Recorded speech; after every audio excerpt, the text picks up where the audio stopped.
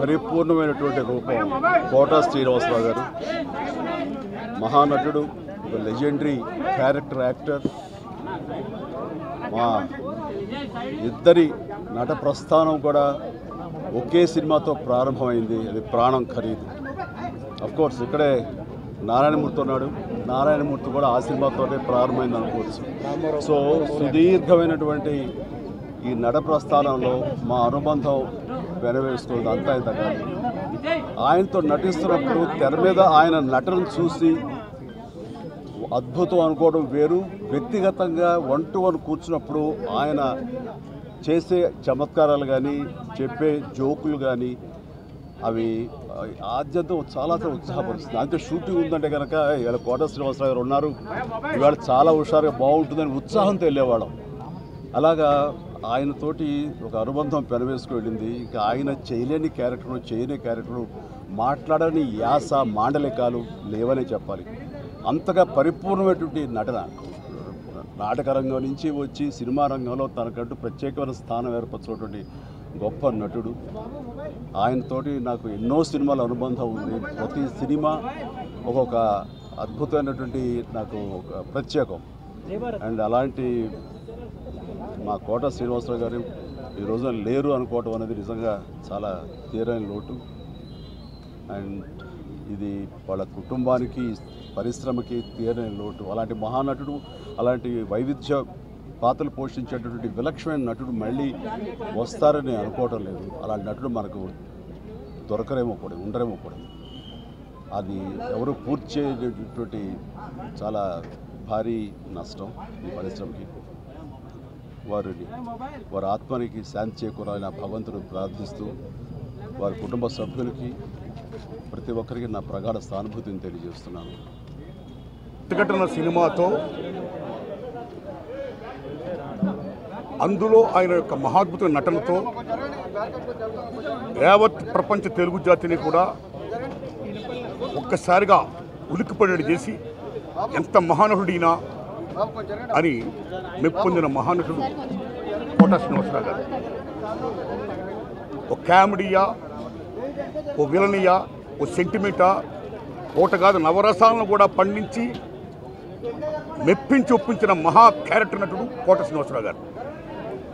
ఒక రాజనాల గారు ఎలా చూసాం, ఓ కైకాల సత్యనారాయణ గారు ఎలా చూసాం, ఓ రావు గోపాలరావు గారు ఎలా చూసాం, ఓ కోట శ్రీనివాసరావు గారు ఎలా చూసాం. మొన్నటి దాకా రీసెంట్గా ఆయన శకం మూసింది. ఆయన గొప్ప స్టేజీ యాక్టరే కాదు, అనేక పాత్రలు పోషిస్తూ, అనేక యాసలు మాట్లాడుతూ, అనేక భాషలు మాట్లాడుతూ, అన్నిటిని మించి గొప్ప స్నేహపాత్రుడు. అందరి టెక్నీషియన్ని, నటీనటుల్ని, మొత్తం 24 క్రాఫ్ట్స్ను కూడా సొంతంగా ఒక అన్నదమ్ముల్లో ఫీల్ అవుతూ గొప్ప ఆప్యాయతలు పెంచిన మహానుభావుడు, ఒక మాననీయ కోణం ఉన్న మహానటుడు కోట శ్రీనివాసరావు గారు. ఇవన్నీ ఒక ఎత్తైతే ఆయన దగ్గర గొప్పతనం ఏంటంటే బిజినెస్ అని చెప్పి, పాన్ ఇండియా పేరు అని చెప్పి చాలామంది ఇతర భాషా నటులు తీసుకొస్తూ తెలుగు సినిమాల్లో మీరు ప్రవేశపెడుతున్నారు.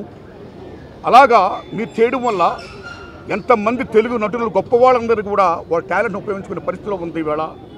ఇది కరెక్ట్ కాదు.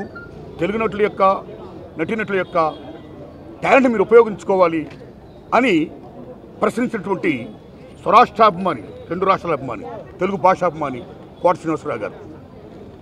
అన్నింటిని మించి వీటితో పాటు ఆయన రాజకీయంగా కూడా అమోఘంగా రాణించాడు. ఆయన విజయవాడ తూర్పు నియోజకవర్గంలో బీజేపీ ఎమ్మెల్యేగా గెలిచారు. ఆయన అక్కడ ఆయన ముద్ర వేశారు.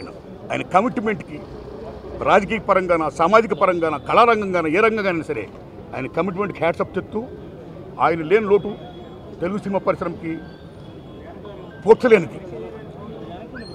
మహాకవి ఆత్రేయ గారు చెప్పినట్టు పోయిన వాళ్ళందరూ మంచోళ్ళు, ఉన్నోళ్ళు పోయినోళ్ళు తీపూర్తులుగా, ఆయన తీపూర్తులుగా మనందరం ఉంటూ ఆయన ఆశించిన గొప్ప తెలుగు పరిశ్రమ అభివృద్ధి యొక్క ఆ దశకి, ఆ ఉచ్చ దశకి చేరుకోవాలని పయనించాలని కోరుకుంటూ God bless his soul, God bless us. ఈరోజు చాలా దురదృష్టకరమైన రోజండి. మరి ముఖ్యంగా 2 రాష్ట్రాల ప్రజల కంటే